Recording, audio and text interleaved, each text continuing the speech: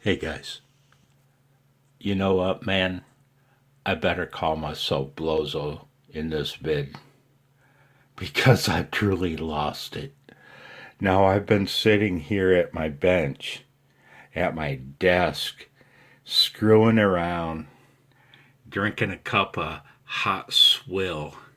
You should look up the definition of swill. It's funny. And, man, I've been just playing around calling CQ on 15 meters, and I'm kind of lonely because hams hate 15 meters.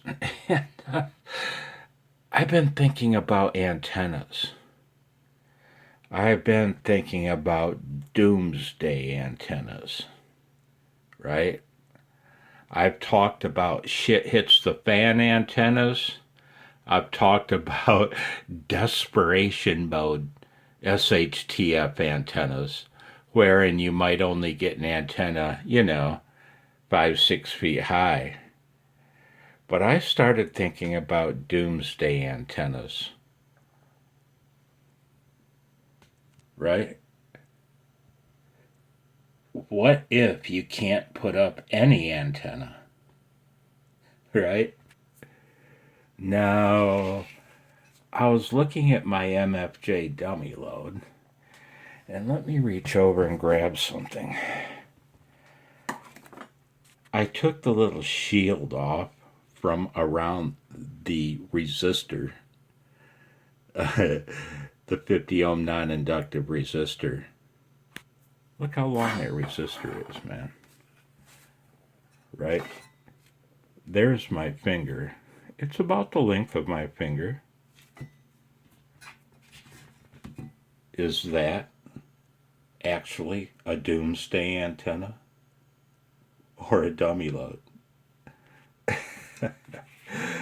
Is the dummy behind the camera and the load truly a load of rocks in his head? I'm thinking of putting that on the end of 100 feet of coax and throwing it up on my roof, seeing if I can work anybody. Even better yet, I'll suspend it from a tree branch as high up as I can get it and see if the doomsday antenna can work anybody. Man, one could argue that I've got too much time on my hands, man. But I could argue that I worked my ass off all my life. I'm no big dummy. I've just paid my dues.